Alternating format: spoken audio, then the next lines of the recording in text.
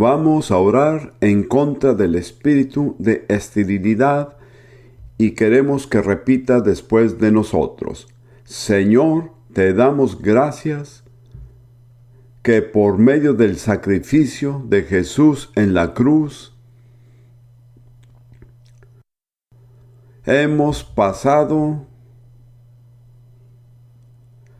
de la maldición y entramos en la bendición de Abraham, a quien tú lo has bendecido en todo. Lo exaltaste, le diste salud, fertilidad, abundancia, victoria y el favor de Dios. Estas son las últimas palabras que decimos en la noche, el favor de Dios. Ahora oraremos por los que están parados. Señor Jesús, creemos que tú estás aquí esta noche por medio de tu Espíritu lleno de compasión y anhelas bendecir a tu pueblo creyente. Ponemos delante de ti a cada uno de nuestros queridos hermanos y hermanas que están ante ti ahora y oramos que tú los visites con tu bendición, que es la que enriquece y no añades tristeza con ella. Señor, en tu nombre Jesús, venimos en contra de toda fuerza y espíritu de esterilidad y le ordenamos que salga en el nombre de Jesús. Los liberamos a todos los que están parados de toda maldición de esterilidad, gracias a la obra que hiciste en la cruz, y oramos por la bendición tuya, que sean fértiles, en el nombre de Jesús. Y todos dicen, amén. Muy bien, pueden sentarse. Vamos a hacer la proclamación que es apropiada para el mensaje de esta noche, titulado ¿Se levantará el anticristo? Antes de hablar del anticristo, vamos a hablar del verdadero Cristo. Estas palabras fueron tomadas de Daniel, capítulo 2, versículos 20 al 22, y capítulo 4, versículos 34 al 35. La última parte del capítulo 4 son las palabras de Nabucodonosor después que Dios ha tratado con él. Sea el nombre de Dios bendito por los siglos de los siglos, porque la sabiduría y el poder son de Él. Él es quien cambia los tiempos y las edades, quita reyes y pone reyes, da sabiduría a los sabios y conocimiento a los entendidos. Él es quien revela lo profundo y lo escondido, conoce lo que está en tinieblas y la luz mora con Él. Porque su dominio es un dominio eterno, y su reino permanece de generación en generación, y todos los habitantes de la tierra son considerados como nada, mas Él actúa conforme a su voluntad en el ejército del cielo y entre los habitantes de la tierra. Nadie puede detener su mano, ni decirle, ¿qué has hecho? Amén. Ya he anunciado el tema para esta reunión. Se levantará el anticristo. Este mensaje hace parte de la serie sobre los últimos tiempos y constituye una porción esencial e importante de la revelación total de Dios tocante a los últimos tiempos. Personalmente creo que los cristianos que no se toman la molestia y buscan a Dios para escudriñar la enseñanza básica de la palabra de Dios acerca del anticristo están en grave peligro de ser arrastrados por el engaño. Dios ha puesto a nuestra disposición el conocimiento y somos responsables de lo que hagamos con él. Este no es un estudio fácil y, como dije la otra noche, necesitará su mente. Así que enciéndala si la tiene apagada. Y confiemos juntos en que Dios nos dará entendimiento y discernimiento. En primer lugar, necesitamos estudiar el significado de la palabra o la expresión anticristo, porque podemos aprender mucho de ello. La palabra Cristo ha sido tomada de la palabra griega Christos, que corresponde a la palabra hebrea Mesías o Mesías. Significa el ungido, el Mesías, el Cristo. La preposición anti delante de esta palabra tiene dos significados, y yo creo que ambos se aplican. En primer lugar, anti significa contra, y ahora se usa en lenguaje moderno como antibélico, antinuclear, entre otros, etc. Pero el otro es menos comprendido, significa en lugar de. De modo que la operación del anticristo tiene dos fases. La primera, contra el verdadero Cristo, para sacarlo del medio. Y la segunda, reemplazarlo con un Cristo falso. En Primera de Juan, capítulo 2, versículo 18, Juan explica cómo se relaciona esto con los últimos días. Primera de Juan 2:18. Él dice: hijitos, es la última hora. No solo los últimos días, sino la última hora. Y así como oíste que el anticristo viene, y sigue diciendo, también ahora han surgido muchos anticristos. Por eso sabemos que es la última hora. Esta es una marca distintiva del último tiempo. Y luego en la misma epístola, capítulo 4, los versículos 2 al 3. Primera de Juan 4, 2 y 3. En esto conoced el Espíritu de Dios, el Espíritu Santo. Todo espíritu que confiesa que Jesucristo ha venido en carne es de Dios.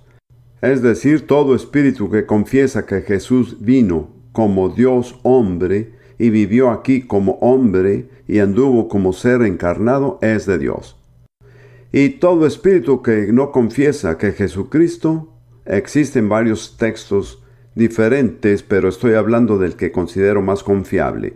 Y todo espíritu que no confiesa que Jesucristo ha venido en carne, no es de Dios, y este es el espíritu del anticristo, el cual vosotros habéis oído que viene, y que ahora ya está en el mundo. Aquí vemos al anticristo en tres formas. Muchos anticristos en plural, el anticristo en singular, y el espíritu del anticristo. El espíritu del anticristo opera a través de cada anticristo, y a lo largo de la historia, desde los días de Juan hasta hoy, ha habido muchos anticristos. Pero hay uno que se denomina el anticristo, que aún no ha aparecido en la escena de la historia humana y que es la suprema manifestación del espíritu del anticristo. Personalmente me inclino a pensar que su venida está tan cercana que puede decirse que su sombra ya se ha dibujado sobre el escenario de la historia. Esa es mi opinión personal. Ahora bien, es muy importante que entendamos cuáles son las marcas del espíritu del anticristo, reveladas en la palabra. En Primera de Juan 2:19.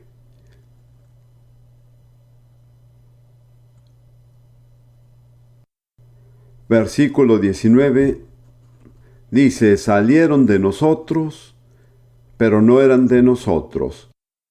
Porque si hubiesen sido de nosotros, habrían permanecido con nosotros, pero salieron para que se manifestase que no todos son de nosotros. Esto es muy importante. El espíritu del anticristo empieza a la par del pueblo de Dios. No es paganismo, es algo directamente vinculado con los cristianos. pero no se queda con los cristianos, sino que sale de los cristianos. Esto es muy significativo porque indica, si entiendo correctamente, que el anticristo surgirá de alguna manera de cristianos profesantes. En otras palabras, no va a ser algún dictador que no tiene profesión o asociación cristiana, sino que va a surgir de un vínculo cercano con la iglesia profesante. Y luego, en los versículos 22 y 23 de Primera de Juan capítulo 2, el apóstol dice: ¿quién es el mentiroso, sino el que niega que Jesús es el Cristo, o sea, el Mesías? Este es el anticristo, el que niega al Padre y al Hijo. Todo aquel que niega al Hijo, tampoco tiene al Padre. El que confiesa al Hijo, tiene también al Padre. Esta es otra marca del espíritu del anticristo. Niega la relación del Padre y el Hijo en la deidad. No reconoce la revelación del único Dios. Esto es muy visible en una de las fuerzas anticristianas más poderosas en el mundo, que es el Islam, la religión de Mahoma, que niega encarnizadamente que Jesús es el Hijo de Dios. Ellos reconocerán que Jesús pudo ser el Mesías. En una ocasión oraba con un musulmán que quería la salvación. Él vino y yo le dije: lo guiaré en una oración. Cuando yo dije Jesús, el Hijo de Dios, su boca se bloqueó y no pudo decirlo. Hace unos años Rudy y yo estábamos en Pakistán antes que Don y su equipo fueran ahí. Debido a que anunciamos reuniones de sanidad, miles de personas vinieron, a pesar de que era un estado musulmán. Y contamos unas 8 o 9 mil personas que indicaron que querían ser salvas. Yo siempre las guío en oración. Y ellas repiten después de mí: solo Dios sabe los resultados que vienen después, pero yo siempre empezaba diciendo: Señor Jesucristo, yo creo que tú eres el Hijo de Dios y el único camino a Dios. Pero cualquier autoridad o fuerza espiritual que niega la relación del Hijo y del Padre en la deidad, evidencia la marca del anticristo. La gran mezquita de Omar, que está sobre la explanada del templo en Jerusalén, tiene inscripciones en árabe y 2 veces dice enfáticamente: Dios no necesita un hijo. De hecho, esta es una impresión personal. A mi parecer, el Islam es la fuerza anticristiana más activa y poderosa que opera en el mundo actualmente. Por desdicha, multitudes de cristianos son engañados porque no han aprendido a discernir. Luego, en Primera de Juan 4, versículo 3, dice: todo espíritu que no confiesa a Jesucristo no es de Dios, y este es el espíritu del anticristo. Esta es una marca más general. Todo espíritu que no reconoce lo que la Biblia dice acerca de Jesús es un espíritu del anticristo. Como sabe, el espíritu del anticristo no es paganismo. Solo puede surgir donde se han declarado las palabras de Jesús. Es el mayor contraataque de Satanás contra Jesús y contra el Evangelio.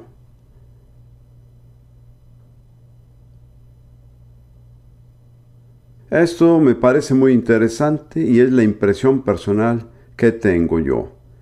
La Biblia relata la primera vez que el espíritu del anticristo realmente se manifestó. Se encuentra en Mateo 27, versículos 21 y 22. Es cuando Jesús está delante de Pilato y los líderes religiosos judíos están acusando a Jesús. Versículos 21 y 22.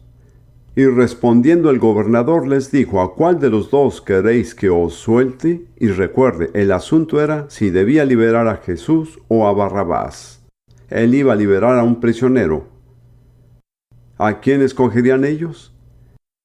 Y ellos dijeron: a Barrabás. Pilatos les dijo: ¿qué pues haré de Jesús llamado el Cristo o Mesías? Todos le dijeron: sea crucificado. Como puede ver, hubo un rechazo deliberado de Jesús y la elección de otro en su lugar. Barrabás, el que fue elegido, era una figura política, era un hombre violento y un asesino. Si usted se detiene a meditar en esto, es uno de los hechos más extraordinarios de la historia humana, que el pueblo judío rechazó a Jesús y escogió a Barrabás. Porque Jesús solo había hecho el bien. Él nunca hizo daño a nadie. Él sanó a incontables multitudes. Él trajo paz y amor a miles de personas. ¿Por qué cometieron los judíos ese trágico error? La respuesta es que estaban fascinados, sin entenderlo, por un espíritu que era el espíritu del anticristo. Creo que ese es un anticipo de lo que va a pasar en el mundo, y creo que es muy pronto. Creo que Dios va a confrontar a la humanidad a que haga su elección.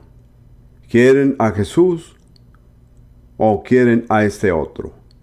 Creo que la misma fuerza espiritual arrastrará a la gran mayoría de la humanidad a decir: no queremos a Jesús, preferimos a alguien infinitamente peor que Barrabás. Por eso pienso que es tan importante enseñar esto, porque creo que todo cristiano necesita ser instruido, para no equivocarse en la elección ni seguir a la multitud. Ahora, hay varios pasajes en el Nuevo Testamento que enseñan específicamente acerca del anticristo. Hablaré de dos brevemente. El primero es 2 de Tesalonicenses capítulo 2. El otro será Apocalipsis capítulo 13. Veremos primero 2 de Tesalonicenses capítulo 2. Voy a examinarlo más o menos versículo por versículo, pero no voy a tardar mucho en esto. Entonces, si tiene su Biblia, conviene que lo siga. Voy a resumirlo como sigue. Los versículos 1 y 2 nos enseñan que la manifestación del anticristo debe preceder al regreso del Señor Jesús. Pablo dice: no se dejen confundir. Si alguien asegura y dice que ya llegó el día del Señor, el día del regreso de Jesús. Versículo 3. Nadie os engañe. Y cuán importantes son estas palabras. Me gustaría repetirlas. Nadie os engañe. He dicho en un mensaje anterior de esta serie que el peligro más grande que amenaza a los cristianos es el engaño. Nadie os engañe en ninguna manera, porque no vendrá sin que antes venga la apostasía y se manifieste el hombre de pecado, el hijo de perdición. El hombre de pecado, el hijo de perdición, es el anticristo. ¿Quién más va a ser llamado el hijo de perdición? Solo hay alguien más que se llama así: Judas. Así es. ¿Qué fue Judas? Un apóstol que apostató. Esa es una clara señal de que el anticristo tendrá algún tipo de asociación con la iglesia. Además, se llama el hombre de pecado. Juan dice que el espíritu de pecado ya está operando, pero el anticristo será la máxima manifestación final de la rebelión del hombre contra Dios. Esto se presentará como la elección de un gobernante que está en rebelión contra Dios y se opone al gobernante elegido por Dios, el Señor Jesús. Sin embargo, y esto es muy importante, Pablo dice que esto no sucederá hasta que venga la apostasía. Esa es la traducción Reina Valera. La NBI dice la rebelión. Pero la palabra griega es apostasia, de la cual se deriva la palabra apostasía. Apostasía es apartarse deliberadamente de la verdad religiosa revelada. La palabra solo aparece en otra instancia en el Nuevo Testamento, donde los judíos acusan a Pablo de enseñar apostasía, diciéndoles que se alejen de las leyes de Moisés. Entonces su significado primordial es abandonar la verdad religiosa revelada. Y Pablo enseña que el anticristo no puede revelarse antes de que haya venido la apostasía en la iglesia, porque la iglesia es la barrera espiritual contra la actividad de Satanás, de modo que Satanás tiene que debilitar a la iglesia antes de poder cumplir sus malvados propósitos. Quisiera sugerir que estamos viviendo los días de la apostasía.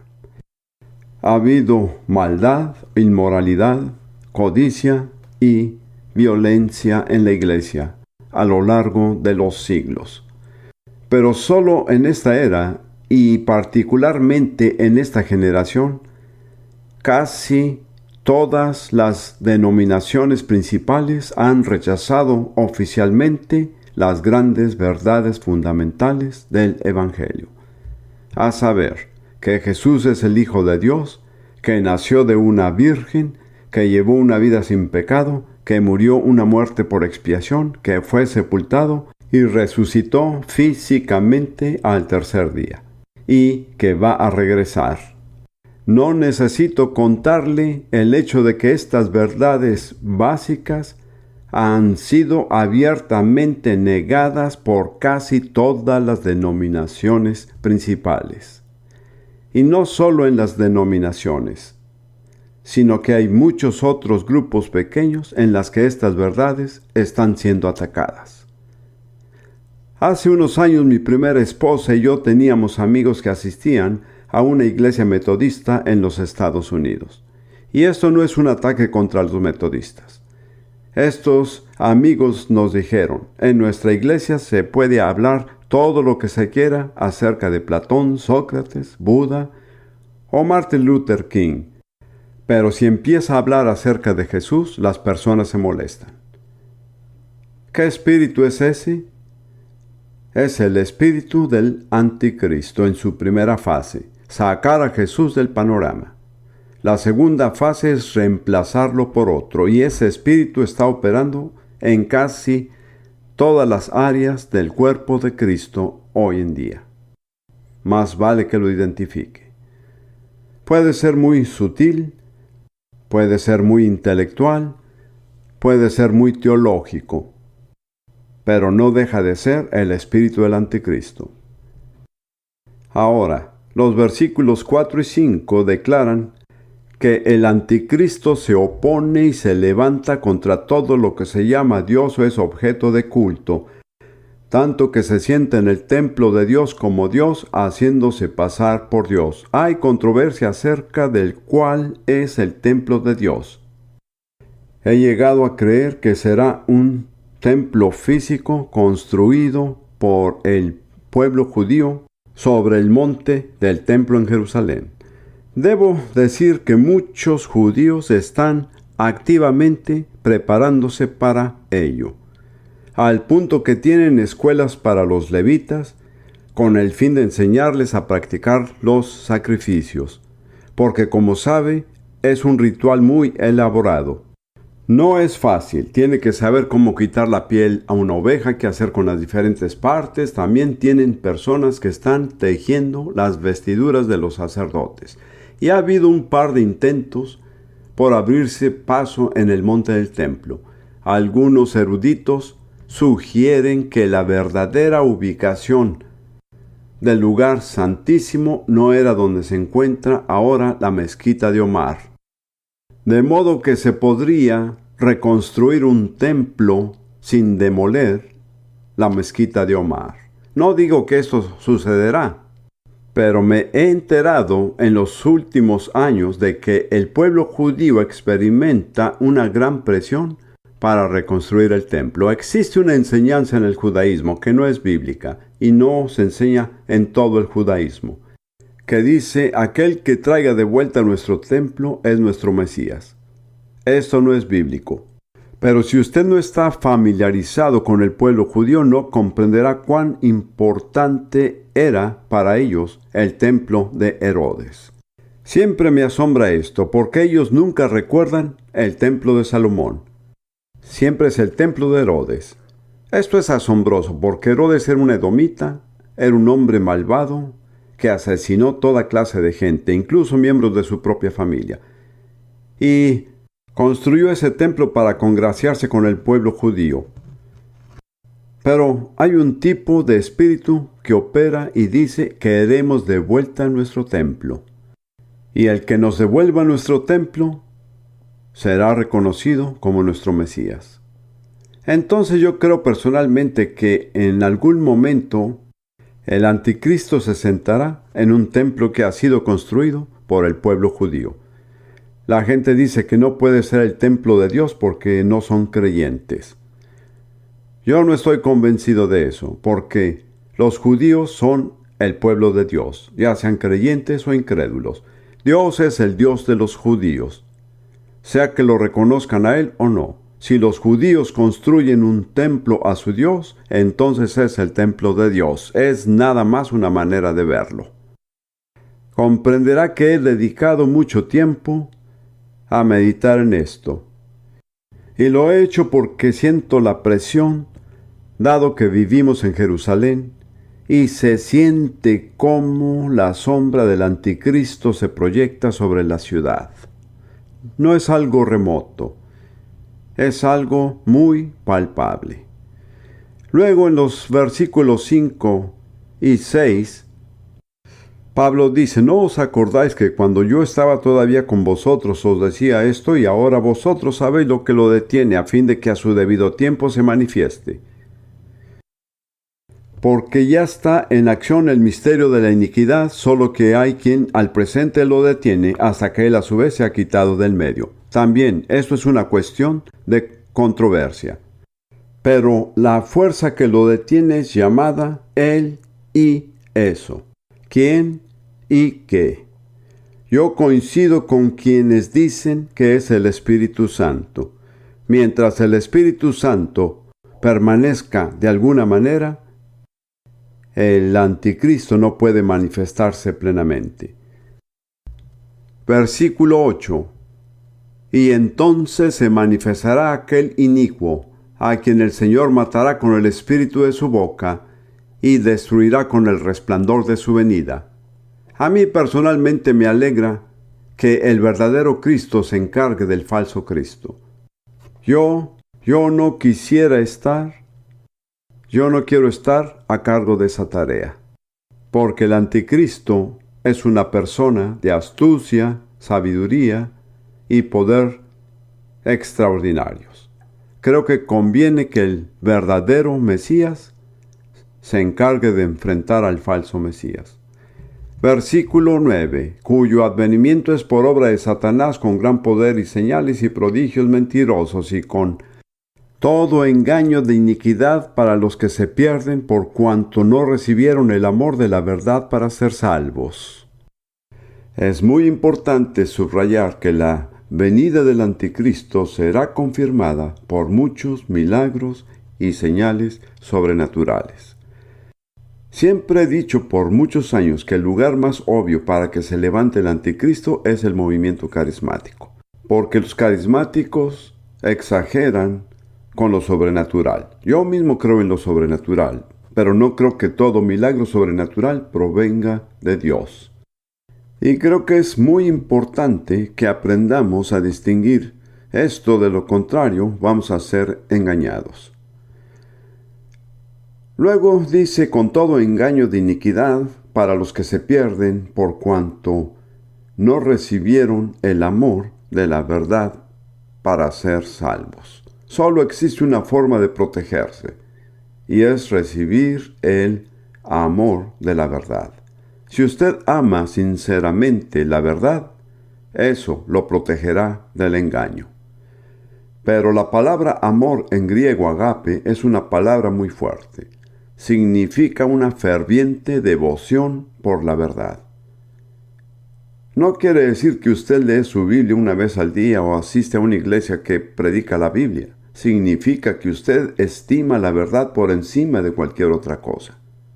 Muchas personas que se llaman creyentes en la Biblia no demuestran el amor de la verdad. Hay dos formas para entender la verdad. La verdad es Jesús y la verdad es la palabra de Dios. Y quiero exhortarlo a amar la palabra de Dios con gran fervor, a tomar más tiempo en ella de lo que dedica a la televisión o a cualquier otra actividad. De otra manera, será engañado. Yo diría que en este momento hay mucha tibieza en esta nación y en muchas otras naciones, en los cristianos profesantes, hacia la palabra de Dios. Un amigo mío vino aquí al Reino Unido, debo decir esto, espero no ofender a alguien, Lance Lambert, a quien muchos conocen. Él presidió una serie de reuniones a lo largo de las Islas Británicas, incluso en Jersey y en Irlanda del Norte, y en Dublín. Y asistieron el doble de personas de las que habían ellos esperado. Casi en todas las reuniones se reunieron grandes multitudes. Lance nos dijo después que, según entendía, una razón principal por la cual las personas venían era porque querían oír la Biblia ser enseñada. No la escuchaban. Escucharon toda clase de profecías, revelaciones y teorías, pero muy poca enseñanza verdadera de la Biblia. Eso tiene que cambiar, o la iglesia en el Reino Unido será arrastrada por el engaño del anticristo. Ahora, dice en el versículo 11, por esto Dios les envía un poder engañoso. ¿Alguna vez ha pensado en esto? Si no recibe el amor de la verdad y la practica, Dios le enviará un poder engañoso. Hermanos y hermanas, si Dios le envía engaño, no hay manera de evitarlo. Será usted engañado. Será un juicio de Dios porque usted no quiso amar y obedecer la verdad. Dice en el versículo 11, Dios les envía un poder engañoso para que crean la mentira. Aquí la palabra la es importante. No creo que sea cualquier mentira. Es la mentira. Creo que es la primera mentira que Satanás dijo a la humanidad, que fue, seréis como Dios. Lo asombroso es que hay predicadores en el movimiento carismático que enseñan esto hoy día. No hablo de teoría porque he leído personalmente las palabras que han pronunciado. Satanás no necesita inventar una nueva mentira porque la vieja todavía funciona. En una palabra, ¿qué atrae a la humanidad por encima de cualquier cosa? El orgullo, así es. Muchos dicen que el orgullo precede a una caída, pero eso no es lo que dice la Biblia. Dice que el orgullo precede a la destrucción y un espíritu altivo la caída. Una de las cosas que necesitamos aprender es a humillarnos. Y recuerde lo que dije el otro día, Dios no lo hace por usted. No puede decir, Dios, hazme humilde, porque Dios dice, humíllate tú mismo. Es una decisión de la voluntad. Le sugiero que aproveche cualquier oportunidad para humillarse. Todo en nuestro ser lo resiste, pero puede ser la misericordia de Dios. Cuando las personas son injustas con usted, o dicen algo mal acerca de usted, o no lo aprecian bien, ¿sabe qué debería hacer? Alabar a Dios. Eso le da una oportunidad para humillarse.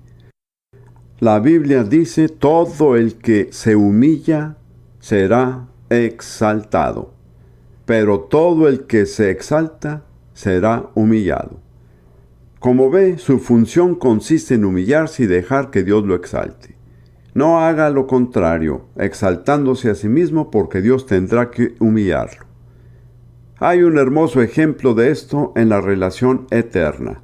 Hay dos personajes importantes.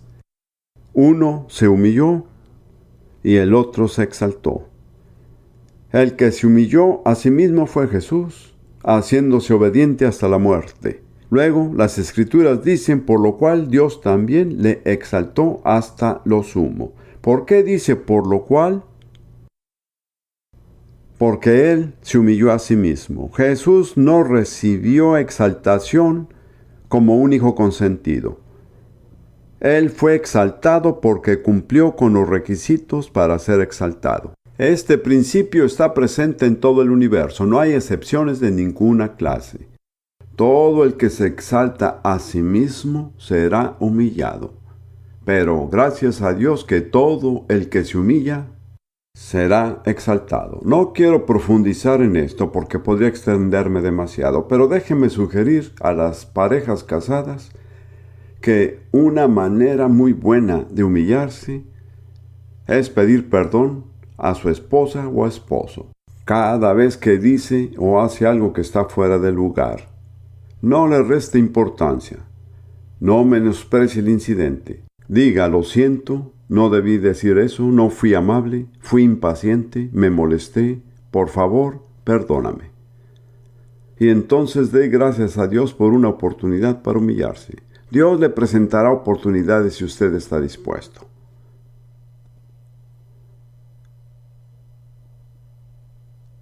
Creo que ya he hablado bastante de 2 de Tesalonicenses 2, vamos a Apocalipsis 13. También lo examinaré rápidamente porque voy a avanzar en el tema. Apocalipsis 13. Voy a tomar el texto que me parece mejor, que es esencialmente el de la NBI, aunque voy a leer de la Reina Valera. Y él, el dragón, se plantó a la orilla del mar. Y entonces Juan dice una bestia, y el griego dice una bestia salvaje. Es muy importante que lo traduzcamos bien. Es una criatura feroz, destructiva. Y vi subir del mar una bestia que tenía 7 cabezas y 10 cuernos. Permítame señalar que yo no creo que exista una criatura buena que tenga más de una cabeza. En la Biblia, todas las criaturas que tienen más de una cabeza son malas. Quiero subrayar que la iglesia tiene una sola cabeza.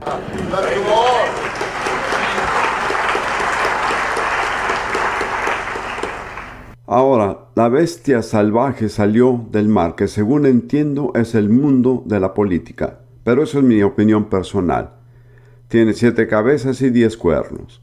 El versículo 2 dice, era semejante a un leopardo, y sus pies como de oso, y su boca como boca de león. ¿Qué enseña la Biblia acerca del leopardo?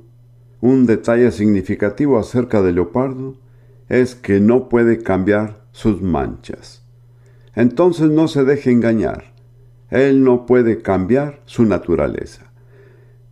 No se sabe qué corresponde al oso y al león, pero son 2 naciones que tradicionalmente se les se les identifica con el oso y el león. El oso es Rusia y el león es el Reino Unido, así es. No lo afirmo, pero bien podría serlo. Será una confederación de Europa Central que saca un poco del Reino Unido y un poco de Rusia. Eso es nada más una posibilidad, el tiempo lo dirá. Y luego dice, y esto es importante, al final del versículo 2 del capítulo 13, y el dragón, que es el diablo, le dio a esta criatura su poder y su trono y grande autoridad, de modo que recibe poder sobrenatural de Satanás. Y luego en los versículos 3 y 4, experimenta algún tipo de muerte y resurrección. Dice, vi una de sus cabezas como herida de muerte, pero su herida mortal fue sanada y se maravilló toda la tierra en pos de la bestia. He preguntado a menudo qué habría sucedido si Kennedy hubiera resucitado. Creo que básicamente hubiera tenido el mundo a sus pies. Bueno, eso no sucedió. Pero en algún momento, o algo parecido, tal vez no una experiencia real, pero algo va a suceder que convencerá a la gente de que esta persona murió y volvió a vivir. Versículo 4. Y adoraron al dragón que había dado autoridad a la bestia, y adoraron a la bestia diciendo, ¿quién como la bestia? ¿Y quién podrá luchar contra ella? Aquí se presenta un contraste maravilloso. Mantenga su dedo en Apocalipsis 13 y busque mientras Mateo 4 un momento. Verá la diferencia entre el Cristo verdadero y el falso. En Mateo 4:8 y los que siguen es parte de la tentación de Jesús. Otra vez le llevó el diablo a un monte muy alto y le mostró todos los reinos del mundo y la gloria de ellos. Y le dijo a Jesús, todo esto te daré si postrado me adorares. Satanás ha buscado durante muchos siglos a un hombre para que pueda darle poder, para que tome control de la humanidad y hacer que la humanidad lo adore. Como sabe, el diablo ha declarado igualdad con Dios desde el principio. Cuando él declaró esto, fue arrojado del cielo y ya no puede declarar esta afirmación abiertamente. Pero existe una manera como todavía puede afirmar ser igual a Dios. Porque hay algo que pertenece solo a Dios y nunca debe ofrecerse a nadie más, que es la adoración. Entonces, si el diablo puede lograr que lo adoren, lo que dice de hecho es, miren, soy como Dios. Entonces Jesús le dijo, vete, Satanás, porque escrito está, al Señor tu Dios adorarás y a Él solo servirás. El verdadero Cristo rechazó el ofrecimiento, no aceptó negociar con Satanás por obtener el poder mundano. El falso Cristo negociará con él. Esa es la diferencia.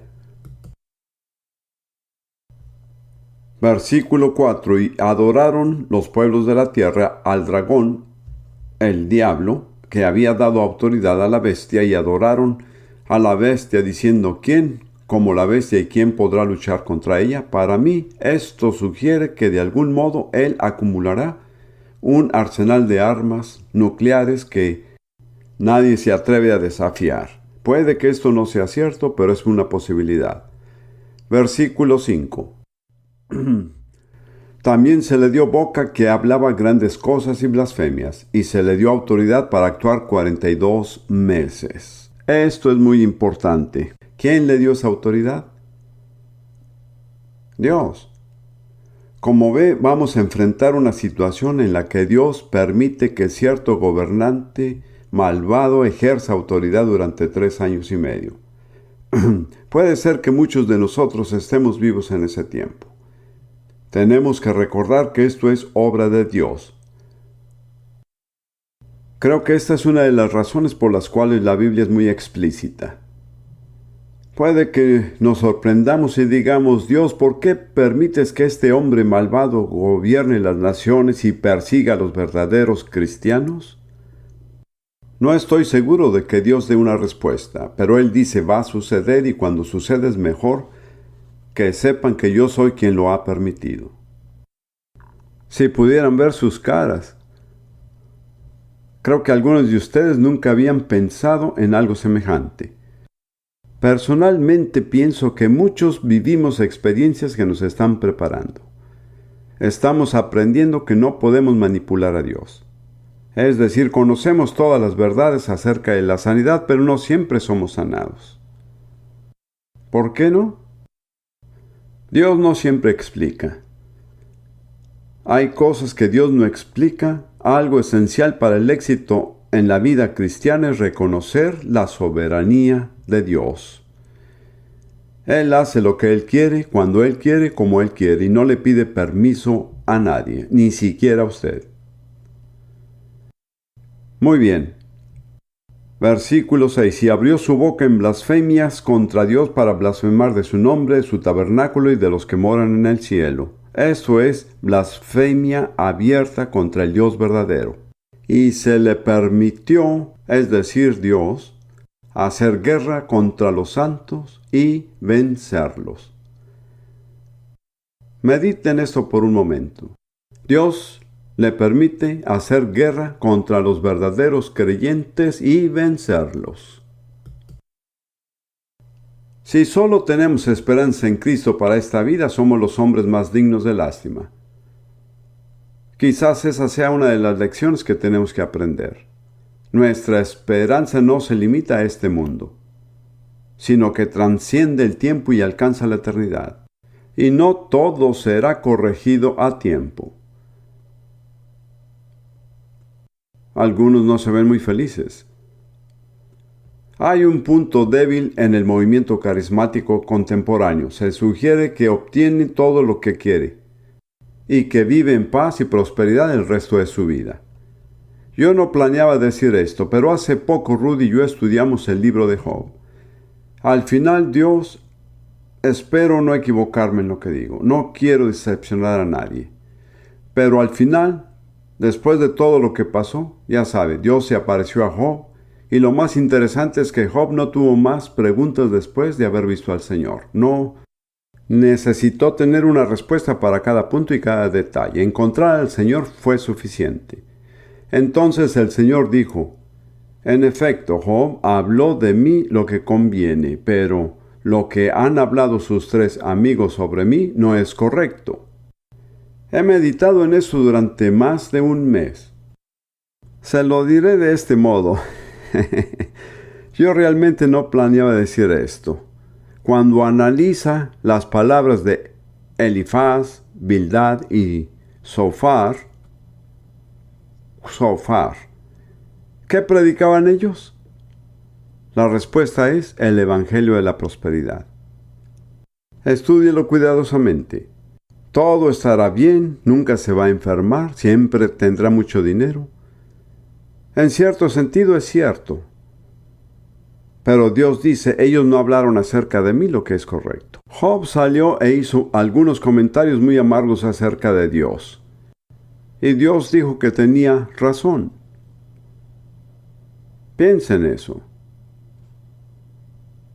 Yo creo que el Evangelio de la Prosperidad lo he enseñado durante años, por mucho más tiempo que la mayoría de las personas que lo enseñan ahora. De hecho, algunos lo sacaron de mí. Pero no es la última palabra. Amén. Digo esto porque realmente me preocupa que ustedes puedan terminar desilusionados y amargamente decepcionados si no dan cabida a la soberanía de Dios en su vida. Lo que Don dijo acerca del temor del Señor, yo respondí amén y amén. Lo que Él quiere más que cualquier otra cosa es un respeto reverente hacia Él. Y que estemos dispuestos a admitir que Él conoce su trabajo. Él sabe lo que hace, Él nunca comete un error y cada decisión que hace es correcta. ¿Lo cree? Levante su mano si usted lo cree, porque yo lo creo. Recuerde levantar su mano dentro de una semana también. Bien, sigamos en Apocalipsis 13. Versículo 8. Y la adoraron todos los moradores de la tierra. Esa es la bestia, y al adorar a la bestia adoraron a Satanás, cuyos nombres no estaban escritos en el libro de la vida del Cordero que fue inmolado desde el principio del mundo. ¿Quiénes están exentos? Solamente aquellos cuyos nombres estaban escritos en el libro de la vida desde la fundación del mundo. En otras palabras, Dios preserva a quienes Él ha escogido. Lo más importante, en cierto modo, es saber que Dios lo eligió. Esto tampoco se enseña mucho en la iglesia de hoy, pero resulta que es verdad. Usted no es cristiano porque usted eligió ser cristiano. Es cristiano porque Dios lo escogió. Y eso lo hace mucho más firme. Muchos cristianos están ansiosos y se esfuerzan por tratar de hacerlo y se preguntan si lo lograrán. No han comprendido que Dios los escogió desde la eternidad y que Él tiene un plan para sus vidas, el cual se va a cumplir.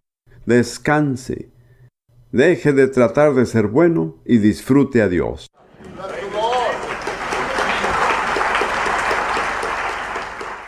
Rudy y yo hemos aprendido estas lecciones por la vía difícil. No estoy predicando una teoría.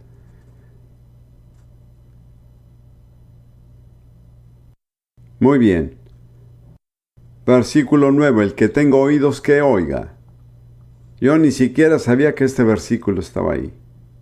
Ahora, el versículo 10 voy a pasar a la NBI porque creo que es una traducción más exacta. Son los versículos 9 y 10. Y dicen, el que tenga oídos que oiga, el que deba ser llevado cautivo a la cautividad irá, el que deba morir a espada, a filo de espada morirá. Esto es casi fatalismo, ¿no le parece? Si he de ir a la cautividad, allí iré. Si he de ser ejecutado, entonces moriré así. Luego dice, y esta es la aplicación, en esto consisten la perseverancia y la fidelidad de los santos. Sin importar lo que suceda, sin importar cómo sea tratado, sin importar cuánto empeore una situación, Dios espera perseverancia y fidelidad. ¿Puedo decirle algo acerca de la perseverancia? Solo hay una forma de aprender perseverancia. ¿Sabe cuál es? Perseverando. Dios permite que a muchos de ustedes les sobrevengan cosas que no entienden ni les gustan, porque van a tener que aprender a perseverar para sobrevivir. Él está preparando a muchos de nosotros para perseverar más de lo que hemos perseverado. ¿Puede alabar al Señor? Siento decir cosas decepcionantes, pero resulta que son verdad. Eso creo. Bien, leamos el versículo 11. Después vi, ¿sabe qué? Lo siento mucho. Lo digo de corazón, yo no quisiera arruinar sus esperanzas ni dejarlo apesumbrado. Verso 11. Después vi que de la tierra subía otra bestia, tenía 2 cuernos como de cordero, pero hablaba como dragón. Creo que la tierra representa la religión. Esa es nada más mi opinión. Y recuerde que la religión es la fuerza más poderosa en la humanidad. Es mucho más poderosa que el ateísmo o el materialismo. De modo que si Satanás se propone cautivar a la raza humana, necesita a alguien religioso para hacerlo. Si el anticristo va a ejercer autoridad total, tiene que usar la religión como medio para lograrlo. Y dice que esta bestia, versículo 11, tiene 2 cuernos como de cordero y que hablaba como un dragón. Alegaba ser cordero, pero en realidad era un dragón. Proclamaba ser un seguidor de Jesús, pero no tenía el espíritu de Jesús. Y ejerce toda la autoridad de la primera bestia en presencia de ella, y hace que la tierra y los moradores de ella adoren a la primera bestia, cuya herida mortal fue sanada. Observe que su impulso supremo es la adoración de la bestia. También hace grandes señales, de tal manera que aún hace descender fuego del cielo a la tierra delante de los hombres, y engaña a los moradores de la tierra con las señales que se le ha permitido hacer en presencia de la bestia. ¿Cuál es el peligro aquí, en una palabra? El engaño, así es, debido a las señales milagrosas. No todos los milagros dan testimonio de la verdad de la palabra de Dios. Algunos son realizados para ratificar mentiras. Y dice que se le permitió hacerlo. Dios, ¿hablas en serio? ¿Realmente vas a permitir que estos hacedores del mal hagan milagros? Dios dice sí. Y luego dice en el versículo 14, les ordenó que hicieran una imagen en honor de la bestia que después de ser herida a espada, revivió, se le permitió infundir vida a la imagen de la primera bestia para que hablara y mandara matar a quienes no adoraran la imagen. Aquí sucede algo que probablemente corresponde a la esfera de lo sobrenatural. Una imagen que habla. Con los actuales avances tecnológicos, eso es posible. ¿Cuántos de ustedes han estado en Disneylandia y han visto la imagen de Abraham Lincoln que habla y pronuncia un discurso? No digo que será así, pero creo que será un nivel muchísimo más elevado. Pero todo el que no adore la imagen de la bestia solo tiene un destino: ser ejecutado. Quiero señalar aquí que existe una trinidad satánica. Quisiera que lo veamos un momento. El dragón, Satanás, es el equivalente de Dios Padre. La bestia, el anticristo, es el equivalente del Hijo. El falso profeta es el equivalente del Espíritu Santo. Y el ídolo que ellos producen es el equivalente de la iglesia. Como ve, Satanás no tiene inventiva ni creatividad. Solo puede imitar lo que Dios ya ha hecho. Hay un célebre dicho en latín: Diabolos simeus Dei. El diablo, el simio de Dios. No tiene creatividad. Ahora, veamos los versículos que acaparan la atención de todo el mundo. Versículo 16. Además logró que a todos, grandes y pequeños, ricos y pobres, libres y esclavos, se les pusiera una marca en la mano derecha o en la frente. Ahora, les daré una simple ilustración. Hace 10 años fui a Disney World y compré un boleto, entré, salí y dije me gustaría volver. Entonces ellos pusieron un sello en mi mano y salí. Luego cuando regresé me dijeron muéstrame tu mano, y ahí encontraron el sello con rayos ultravioletas que mostraba la fecha cuando estuve allí, y puede entrar de nuevo. No digo que algo así tan crudo como esto sucederá, pero nos da una buena idea hacia dónde vamos.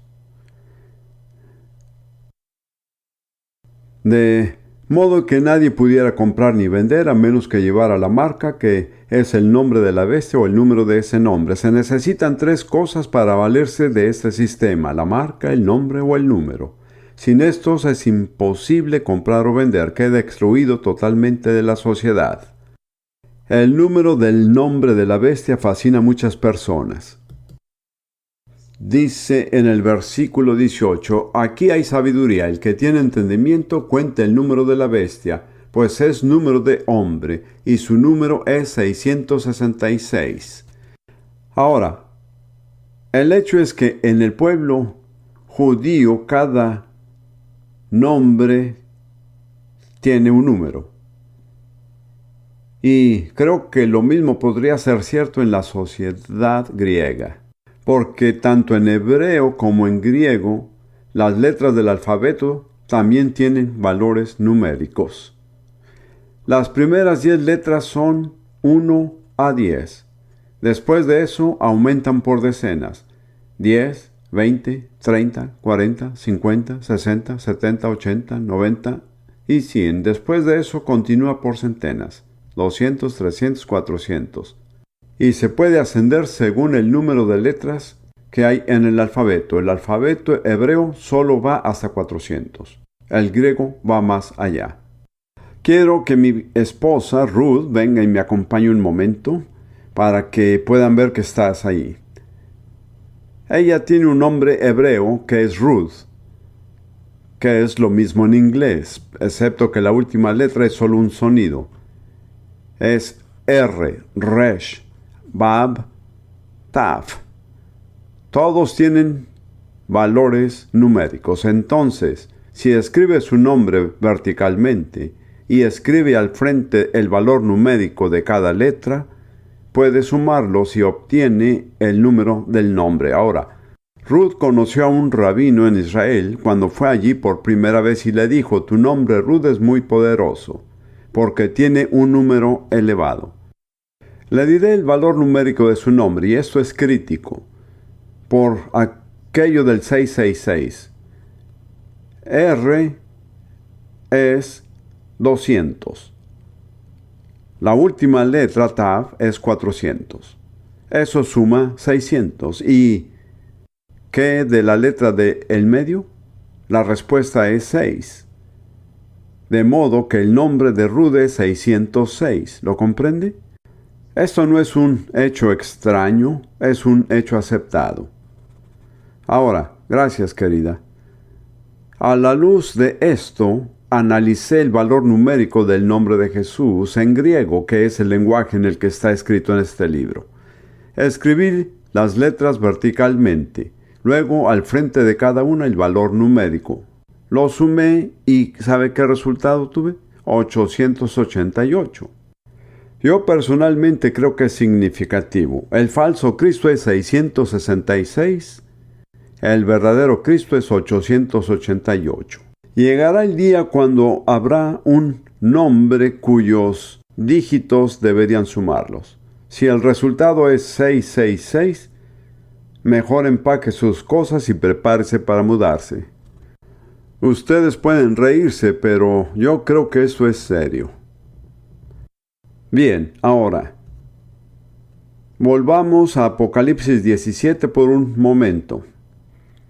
Los versículos 12 y 13. Recuerde, la bestia tenía 10 cuernos. Y aquí dice, los 10 cuernos que has visto son 10 reyes, que aún no han recibido reino, pero por una hora recibirán autoridad como reyes juntamente con la bestia. Estos tienen un mismo propósito y entregarán su poder y su autoridad a la bestia. Así que la expresión máxima de autoridad gentil es, digamos, un reino de 10 reyes. Es una confederación, comunidad de 10 reyes. Ahora quiero volver al Antiguo Testamento y ver un poco lo que dice Daniel, porque el Apocalipsis se basa en gran parte en el libro de Daniel. Si no entiende Daniel, eso limita su comprensión de Apocalipsis. Aquí tenemos unas imágenes y algunas personas que nos ayudarán para mostrar las partes de las figuras. Así que ciña los lomos de su entendimiento y anímese a continuar. Vamos a entrar en materia. En Daniel capítulo 2, Nabucodonosor tuvo un sueño, y cuando despertó en la mañana no podía recordar lo que había soñado. Como era un déspota, mandó llamar a todos sus magos, brujos, adivinos, caldeos y demás, y dijo: cuéntenme mi sueño y su interpretación.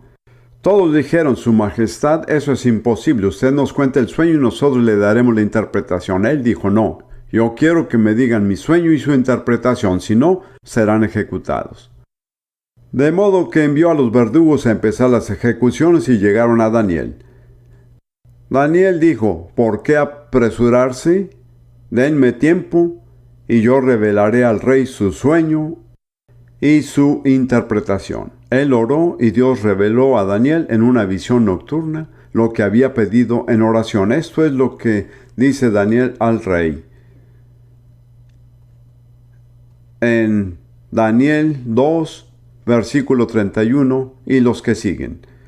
Tú, oh rey, veías, y he aquí una gran imagen. Esta imagen, que era muy grande y cuya gloria era muy sublime, estaba en pie delante de ti, y su aspecto era terrible. La cabeza de esta imagen era de oro fino, su pecho y sus brazos de plata, su vientre y sus muslos de bronce, sus piernas de hierro, sus pies en parte de hierro y en parte de barro. Estabas mirando hasta que una piedra fue cortada, no con mano, e hirió a la imagen en sus pies de hierro y de barro cocido, y los desmenuzó. Entonces fueron desmenuzados también el hierro, el barro, el bronce, la plata y el oro, y fueron como tamos de las eras del verano, y se los llevó el viento sin que de ellos quedara rastro alguno. Mas la piedra que dio la imagen fue hecha un gran monte que llenó toda la tierra. Esta es una descripción figurativa de la venida de Jesús y del establecimiento de su reino. Pero cuando viene la piedra cortada no con mano, sobre lo primero que cae son los pies de la imagen. Y como resultado, la imagen completa se desintegra y desaparece como paja. Así valora Dios el poder gentil que no se basa en su autoridad divina. Y es casi cómica la manera como Dios expresa su punto de vista, porque primero que todo era una imagen, no una realidad. Segundo, era un sueño, no una realidad. Tercero, la persona que tuvo el sueño no podía recordar su sueño. Cuarto, el descenso iba de la cabeza y bajaba hacia los pies. Y siempre era un metal cada vez menos valioso que el anterior. Pasó del oro por la plata y el bronce hasta el hierro y el barro. Tal es la estima de Dios de las naciones gentiles y su historia. Oímos mucho acerca de progreso y sin duda se aplica a algunas áreas, pero la gente pasa por alto el hecho de que también existe el retroceso. Esto describe claramente el retroceso de la humanidad y de su poder temporal, que siempre decae, siempre pierde valor y en última instancia se desintegra hasta que nada queda de él. Ahora consideremos la importancia de las diferentes partes de la imagen. Hermano, mientras usted señala, yo hablo. La cabeza se interpreta sencillamente como Babilonia, representada por Nabucodonosor. Babilonia fue sucedida en la historia de Medio Oriente por Medo-Persia, el imperio de los medos y los persas, representado por el pecho y los brazos de plata. Y es interesante, hay dos brazos que simbolizan los dos elementos de Medo-Persia, fueron los medos y los persas. El siguiente imperio fue Grecia, creado por Alejandro Magno. Está representado por el vientre y los muslos de bronce. Me resulta interesante, acabo de notar esto, que el vientre y los muslos representan el área reproductiva del cuerpo. De todos los 4 imperios, el que se ha reproducido espiritualmente es Grecia. Grecia es la fuente de la democracia, la fuente del humanismo, la fuente de toda la filosofía de la cual fui estudiante. Es la fuente de la relatividad. El primer filósofo griego del que tenemos registro, llamado Protágoras, hizo ciertas afirmaciones simples. Él dijo: el hombre es la medida de todas las cosas. Es exactamente humanismo. Él dijo: nunca cruzas el mismo río, porque la segunda vez el agua es otra. presentó una imagen completamente relativa de la realidad. Y si observa la cultura del mundo occidental, las naciones europeas, incluso el Reino Unido, realmente se rigen en gran medida por Grecia. Ustedes tienen un tipo de educación ligeramente diferente a la que yo recibí, pero cuando yo asistí a la escuela empecé a aprender latín a los 9 años y griego a los 10 años. A los 12 ya se esperaba que yo escribiera versículos en griego y en latín. Las escuelas a las que fui eran, en cierta medida, cristianas, pero la autoridad máxima era Grecia. No se decía de esa manera, pero lo que más importaba era poder citar del griego, conocer a los poetas griegos y a los filósofos griegos, y nuestra cultura fue moldeada por esto. Cuando yo conocí a Jesús, una de las cosas que tuve que hacer fue renunciar a toda mi relación con la cultura y la filosofía griegas. Esta es nada más una ilustración de cuán exacta es la palabra de Dios.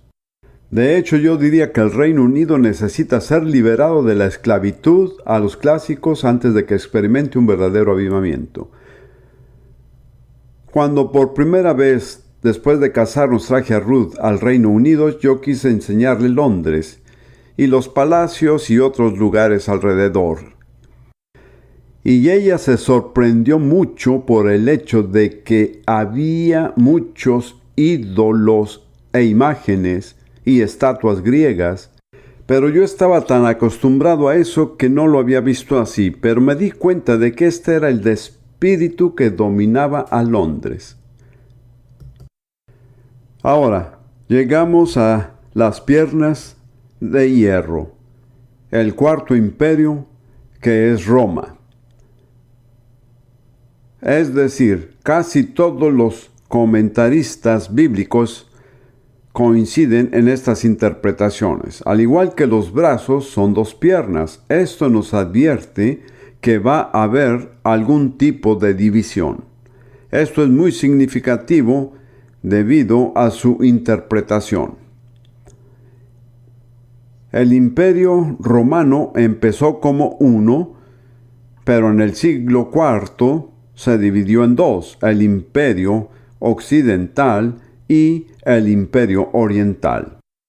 En la época de Constantino, la capital del imperio occidental era Roma, la capital del imperio oriental era Constantinopla. Ahí están las dos piernas. Ahora bien, en las dos piernas hay dedos, todos entienden eso. Cualquier figura humana no tiene 9 dedos en un pie y uno en el otro. Tiene 5 dedos en un pie y 5 dedos en el otro. Veamos entonces la siguiente imagen. ¿Reconoce esta imagen? Espero que pueda. Eso es básicamente Europa del Sur. Ve estas dos piernas cuyos pies son en parte de hierro y en parte de barro. A propósito, mi gratitud a la persona que hizo esto. Los dedos de la pierna derecha están en Roma. Los dedos de la pierna izquierda están en Constantinopla. Ahora, si esto es exacto, habrá 10 reyes y una confederación de 10 reyes. Actualmente muchas personas están emocionadas con respecto a la comunidad europea y creo que sucederá. Pero digo que es imposible porque no se puede tener 9 dedos en una pierna y una en la otra. Además, hay más de 10 naciones que hacen parte de la comunidad europea. Creo que la comunidad europea es una imagen de la forma como serán las cosas, pero no la versión definitiva. Así que meditemos. Le Le he presentado algunas inferencias. No son necesariamente declaraciones doctrinales. Puede que no resulten como sugiero.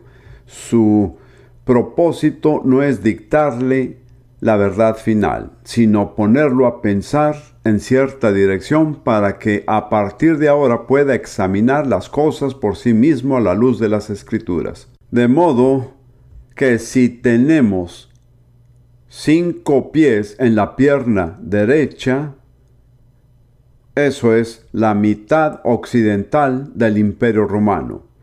Y tenemos que preguntarnos cuáles son las 5 naciones a las que podría corresponder. Esto es nada más una posibilidad, pero mi respuesta es España, Francia, Alemania, Italia, y si hay una más, bien podría ser Austria. Ahora bien, algo que hay que tener en mente respecto a estas naciones es que todas, por su trasfondo, son católico-romanas y naciones imperiales. Cada una ha tenido un imperio. Mi comentario es que el leopardo no puede cambiar sus manchas. Al final, estos serán los factores decisivos en la conducta de dichas naciones. Ahora pasamos a la mitad oriental, la pierna izquierda. Y tenemos posiblemente a Grecia, a Turquía, Siria, a Israel, Palestina o lo que sea, y Egipto. Aquí también es nada más una posibilidad. Sin embargo, esto cumple con los requisitos porque tenemos 5 dedos en cada pie. Además, el campo de batalla final, el lugar definitivo en el que van a definirse las cosas, no es Europa, sino Oriente Medio. Y esta zona tiene que estar involucrada. Esta es nada más una forma de pensarlo, ¿está bien? De ninguna manera aseguro que funcionará exactamente de esa manera, pero sí pienso que es mucho más probable que cualquier teoría que afirme que saldrá de la comunidad europea. Todos somos egocéntricos y somos más o menos europeos. Y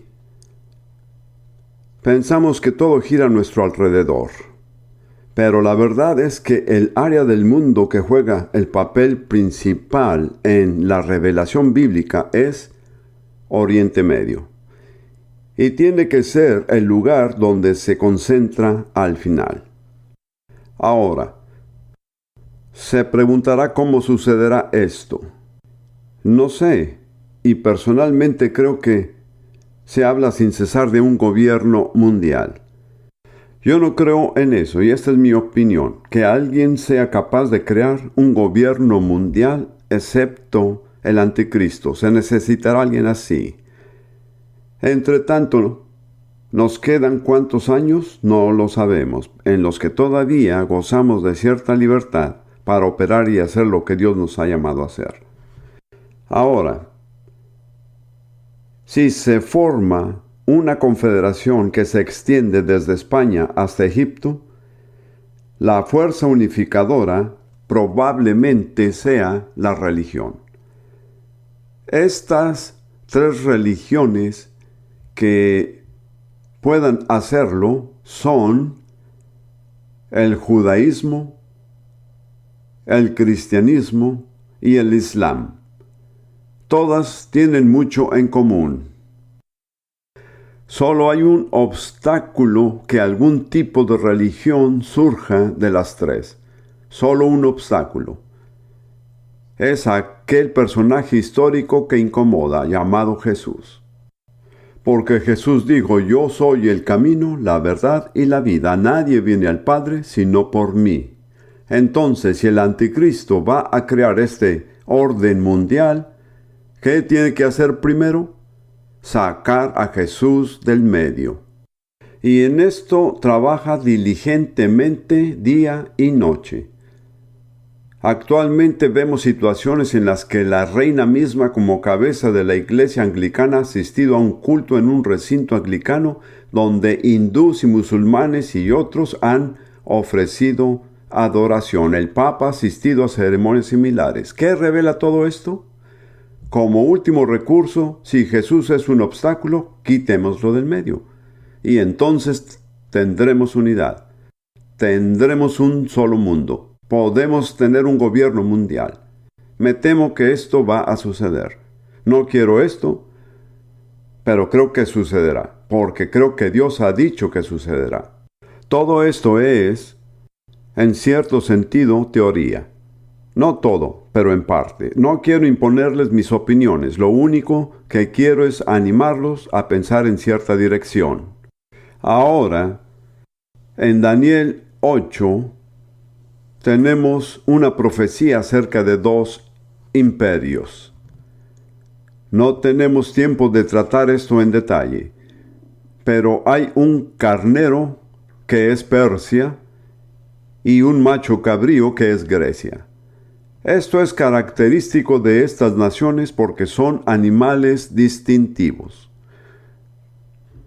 Todo esto fue desplegado por Alejandro Magno. Él fue quien se abrió camino y cambió todo el sistema mundial. De Alejandro Magno salieron 4 imperios menores. Tal vez deberíamos leer eso en Daniel 8, si puedo encontrarlo rápido.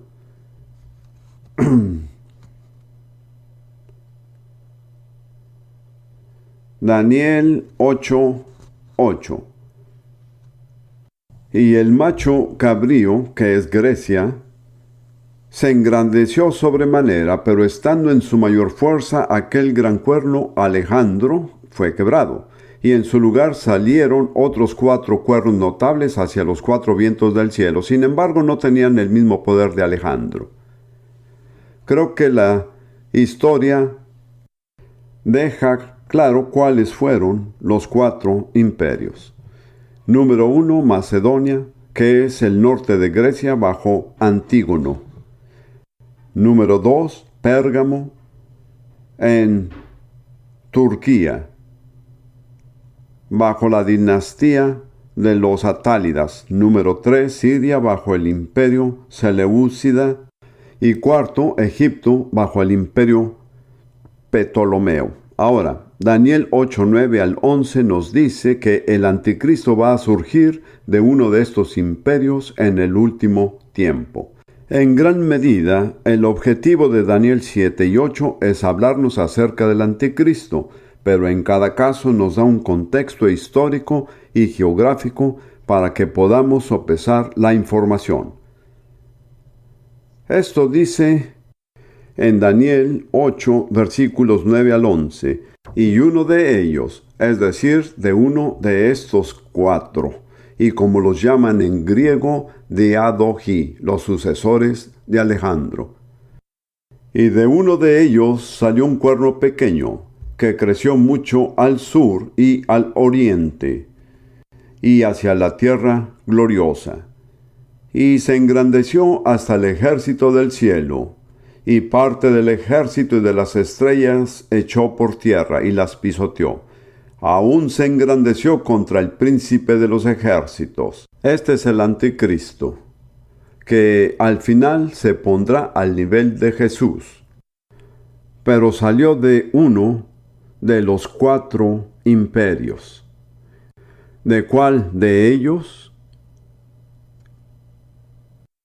Dice en Daniel 8, versículo 9, que creció mucho hacia el sur, hacia el oriente y hacia la tierra gloriosa. Si se extendió hacia esos lugares, no provino de ellos. ¿Me sigue? Entonces, ¿dónde lo buscamos? El sur es Egipto, el oriente es Siria, y la tierra gloriosa es la tierra de Israel. ¿Cuál es el lugar más cercano desde el cual podría levantarse el poder, la respuesta es Turquía. Yo personalmente creo que ahí es donde se establecerá. No estoy diciendo que saldrá de Turquía, pero se ubicará en Turquía. Y será en una ciudad particular que es la ciudad de Pérgamo. Muchos de ustedes no han escuchado antes de Pérgamo, pero es una de las ciudades de las 7 iglesias en Asia del libro de Apocalipsis. Y si ha de llegar a Pérgamo, que veremos en un momento en Daniel 7:20, dice: la verdad, acerca de los 10 cuernos que tenía en su cabeza, los 10 que hemos visto, los dedos de los pies y los reyes, y del otro que le había salido, delante del cual habían caído 3. Ahora ese es el anticristo, el pequeño cuerno. Delante de él caen 3 cuernos originales. Si lo que sugiero es correcto, los 3 cuernos que caerían serían Siria, Palestina y Egipto. Tendríamos algún tipo de poder político que domina todo el oriente del Mediterráneo, que es donde la acción final tendrá lugar. Tenga eso presente. Ahora, en Apocalipsis 2:13, ténganme paciencia, ya casi terminamos. Apocalipsis 2:13 dice a la iglesia de Pérgamo. Jesús habla y dice en Apocalipsis 2:13: yo conozco tus obras y dónde moras, dónde está el trono de Satanás. ¿Dónde está ubicado el trono de Satanás? En Pérgamo. Muy bien. En Apocalipsis 13, versículo 2. Dice: y la bestia que vi era semejante a un leopardo, y sus pies como de oso, y su boca como boca de león. Y el dragón, que es Satanás, le dio su poder y su trono y grande autoridad. ¿Dónde estaba su trono? En Pérgamo. Pérgamo es un lugar interesante. En el período antes de Jesús, en los últimos 2 o 3 siglos, se convirtió en una ciudad de gran importancia, casi tanto como Alejandría. Era el centro de algunas cosas, el centro de la adoración a Zeus. Zeus, como sabes, el dios de los dioses falsos, padre de los dioses de la cultura griega o romana, Zeus en griego, Júpiter en latín. Yo creo, y seguramente muchos estarán de acuerdo, que esos dioses paganos no son otra cosa sino principados y poderes de los que Pablo y otros hablan. Son gobernantes satánicos en los lugares celestiales que buscan dominar la tierra y cuyo líder fue Zeus. De modo que en Pérgamo había un templo de Zeus que tenía un altar que medía, creo, unos 30 metros de largo por 30 de ancho y 15 de alto. Tenía un imponente alto relieve que ilustraba la batalla entre los dioses y los gigantes, todos de la mitología griega. Al final del siglo XIX, arqueólogos alemanes lo excavaron, lo llevaron a Berlín y lo reconstruyeron. Y ahora está localizado en un museo en Berlín. Eso es lo que entiendo, aunque es difícil de probar. Cuando los rusos se instalaron en Berlín, hicieron una réplica exacta de este altar y lo llevaron a Moscú. Allí jugó un papel importante, o fue un papel importante, en las diferentes ceremonias del Partido Comunista. Pero en realidad es el altar de Satanás. Ahora, los habitantes de Bergama, que es la forma moderna de Pérgamo, están haciendo campaña para recuperar el altar porque dicen que les pertenece y que los alemanes no debieron llevárselo. Otra característica de Pérgamo era que constituía el centro de adoración del dios Asclepio, que era el dios griego de la medicina. Y a partir de la adoración de Asclepio se desarrolló la adoración al emperador romano. Adoración al emperador. En la evolución de esta historia, primero se consideró que el emperador romano se convertía en Dios después de morir. Después se le recibió como un Dios estando todavía en vida. El gobernador del imperio llegó así a ser reconocido como Dios. En otras palabras, todo el proceso espiritual para el levantamiento del anticristo ya se ha puesto en marcha en este tipo de intercambio. No estoy diciendo que sucederá de esta manera, pero estoy diciendo, según entiendo, coincide con la situación y con las predicciones de la Biblia. El tiempo demostrará la veracidad de esto. Confío en que he podido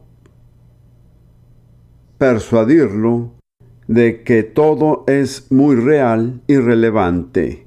No es algo lejano, no es algo confinado a otra era, es algo actual y estas cosas están sucediendo.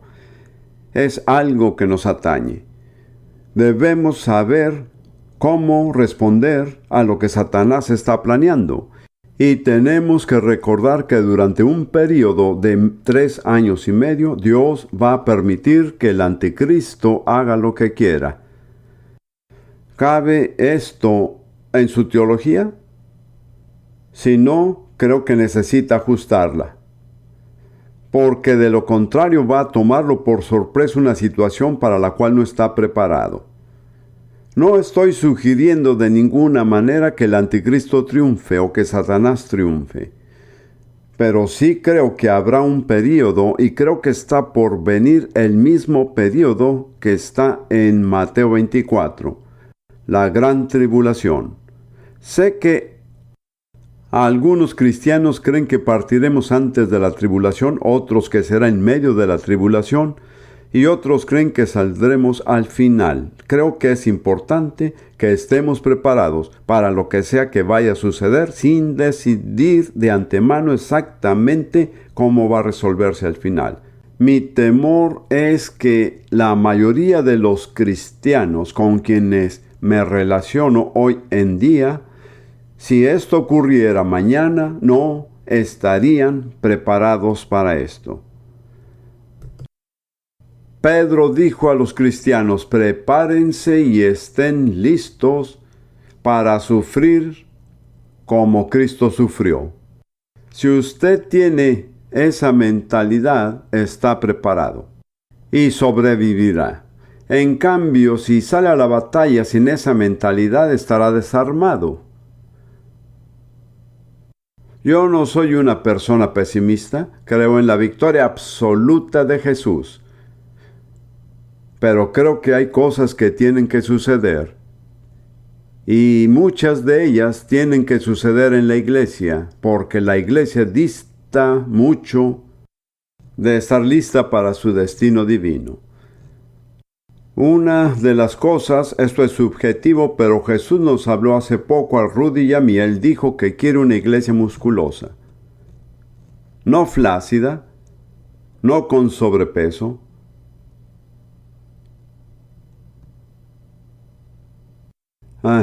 Los hermanos de África apreciarán esto. Cuando era director de un colegio para enseñar maestros en Kenia, un día caminando con uno de mis estudiantes, y sin darle mucho tiempo le pregunté: ¿con qué tipo de mujer quieres casarte? Sin pensarlo, respondió inmediatamente diciendo: tiene que ser de color cobrizo y musculosa.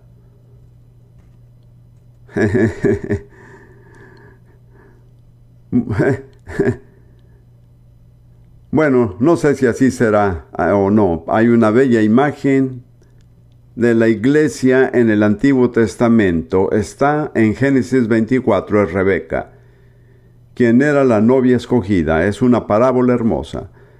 Pero cuando Rebeca aparece y Jacobo estaba presente, ¿sabe lo que hizo? Sacó suficiente agua para todos los 10 camellos. Y un camello puede beber 40 galones de agua. Así que ella sacó 400 galones de agua. No me diga que no era musculosa.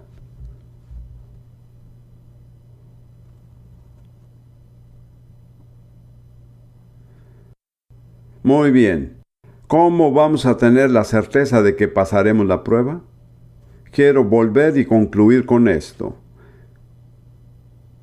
Segunda de Tesalonicenses 2:10. Satanás, versículo 10, con todo engaño de iniquidad para los que se pierden, por cuanto no recibieron el amor de la verdad para ser salvos. Por esto Dios les envía un poder engañoso para que crean la mentira. Solo hay una garantía de seguridad: recibir el amor de la verdad. Dios está ofreciendo el amor de la verdad. La pregunta es, ¿va usted a recibirlo? ¿Se comprometerá a ser fiel a Jesús, quien es la verdad, y a la palabra de Dios, que es la verdad? Yo no creo en un Jesús aparte de las Escrituras. Creo que debemos ver eso. No era mi propósito, pero en 2 Corintios 11, Pablo escribe en el versículo 2 a la iglesia: porque os celo con celo de Dios, pues os he desposado con un solo esposo, para presentaros como una virgen pura a Cristo.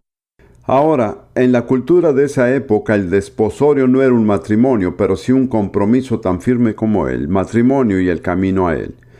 Una mujer que era infiel en el tiempo del desposorio era tratada como una adúltera. Creo que es un testimonio maravilloso de lo que la sangre de Jesús puede hacer y de que Pablo hablara acerca de la iglesia de Corinto como una virgen casta. Cuando piensa en su pasado, ellos fueron prosenectas, prostitutas, borrachos, extorsionistas, mentirosos, ladrones. Pero la sangre de Jesús pudo hacer de ellos una novia que sería una virgen pura. ¡Qué grandioso es! Sin embargo, Pablo dice: pero temo que como la serpiente con su astucia engañó a Eva, vuestros sentidos sean de alguna manera extraviados de la sincera fidelidad a Cristo. Déjenme decirle, yo temo eso mismo. Básicamente, el Evangelio es un mensaje puro y sencillo. Puede que yo no sea capaz de comunicarlo de esa manera, y temo el exceso de teología. De hecho, los seminarios teológicos son el caldo de cultivo de la incredulidad en la iglesia hoy día. Esa es una simple declaración. Claro, no todos. Me temo que ustedes se extravíen de la pureza y de la sencillez de su fe en Jesucristo. Pablo dice: porque si viene alguno predicando a otro Jesús que el que os hemos predicado, o si recibís otro espíritu que el que habéis recibido, u otro evangelio que el que habéis aceptado, bien lo toleráis. La cuestión ¿es el verdadero Jesús? Porque si usted cree en otro Jesús, entonces aceptará un evangelio diferente y un espíritu diferente. Hay muchas versiones de otro Jesús que se difunden en la iglesia hoy día. Una es el del revolucionario marxista, que se llama la teología de la liberación, que ha arrasado en Sudamérica, incluso entre los católicos. Otra es la de un talentoso gurú, al nivel de Buda y otros. Quiero decirle que Jesús no es un gurú. Él es el Hijo de Dios y el Creador del universo. Y si usted lo considera un gurú, no tiene idea de quién es él. Está recibiendo otro evangelio y abierto a un espíritu diferente. También está la idea de Jesús como una especie de Papá Noel, que camina por ahí dando palmaditas y diciendo todo va a estar bien, no te preocupes. Jesús tiene ojos como llamas de fuego y una espada de doble filo sale de su boca. Y aunque Juan lo conoció íntimamente en sus días en la tierra, cuando encontró al Jesús resucitado en el primer capítulo de Apocalipsis, Juan cayó a sus pies como muerto. Ese es el Cristo al que servimos y adoramos. Así que tomemos la determinación de recibir el amor de la verdad y de renunciar a cualquier conflicto con ella. Yo no quiero detenerme, pero tengo que decir lo que Dios nos habló a Rudy y a mí, y siéntase libre para someterlo a juicio. Él dijo que solo es posible tener comunión con aquellos que aman la verdad. Y yo entiendo eso, porque de lo contrario estaríamos jugando nada más. La comunión fraternal es muy abierta, muy sincera y muy franca, pero exige que haya el amor de la verdad.